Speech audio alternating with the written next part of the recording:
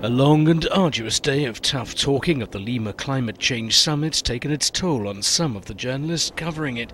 The summit ran 2 days past its closing deadline, but by Sunday, 190 nations had at least agreed the basics of a deal to combat greenhouse gas emissions.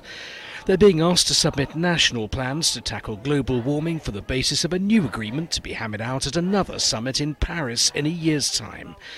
The text of the Lima summit has eased the concerns of developing nations that previous drafts would put too much of a load on emerging economies rather than rich ones to address climate change. Permítanme decirles que como todo texto no es perfecto. Allow me to tell you that as with all texts, this is not perfect, Peru's Environment Minister says, but it respects the positions of the parties and aims to be a product of its own, which is one based on what's been proposed to the presidents of COP.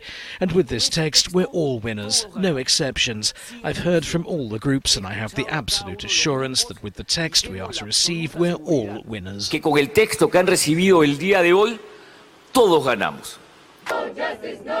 Environmental campaigners who've been making their presence felt at the summit aren't so sure. We are standing in solidarity with all those people who are most impacted by climate change. And that was our action about what we currently see is injustice.